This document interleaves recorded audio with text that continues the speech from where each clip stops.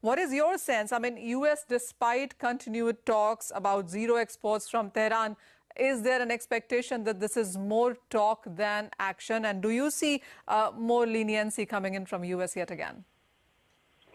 Well, good morning, Manisha. No, I don't, actually. I think that John Bolton will get sway this time. There's been so much consensus as far as the US and what's going on with these sanctions, and I feel as though it'll be a heavy-handed approach, and that'll be demonstrated. We've seen that in the price, and I think that it's really going to naturally impact economically Iran, and that's the agenda. So those 8 countries, I think they'll look for alternatives in the sense of supply side, and I think prices will edge up higher over the Northern Hemisphere summer. Well, yes, that is the case. Almost all the factors really pointing out towards higher crude oil prices. While, of course, we've been talking about lower supplies from much of Middle East, etc. How do you also read the U.S. rig count, which has been declining? And what is your sense on if the U.S. does takes away the waivers on the first week of May? How much more strength in crude oil prices then would you be expecting? Well, I think it's a multi-faceted answer. I think first off, I wouldn't be surprised. I think it's got the capacity now where the price is for Brent. It'll snap through 75. I think high 70s. There may even see an $80 handle sometime, depending upon what happens over the next matter of a week or two.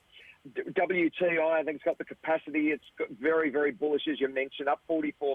Why can't it hit 70?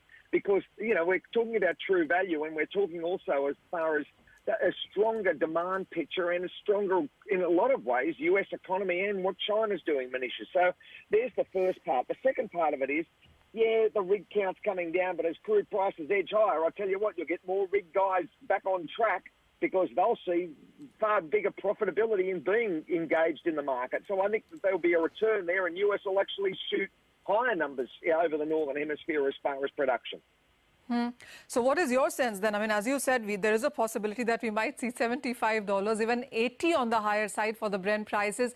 Do you see the prices sustaining there? Because we've seen these kind of levels in the previous year and then a very sharp correction. And of course, from there, we are 45% back up yet again. But how do you look at the global markets then? Because we're not all out of those slowdown concerns yet.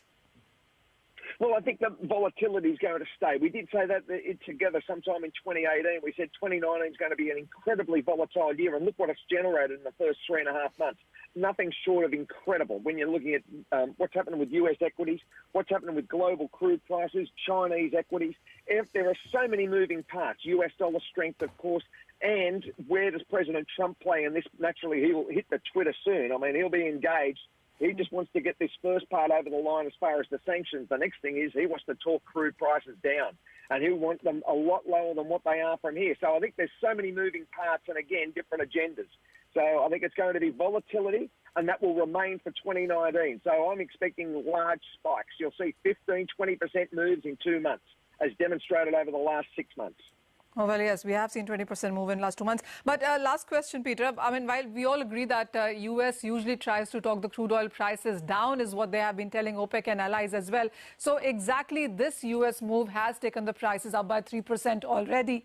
Excuse me. And if it does happen that the Iran sanctions are put on and there are no waivers, we might see a surge in prices. My point exactly, do you see U.S. actually walking the talk then? I do see them walking the talk, and I think that there's so much pressure naturally on that Trump administration. They've got an agenda with Iran. They want to see economic hardship on Iran, and naturally this is going to be the start of it all from the 2nd of May onwards, or 3rd of May.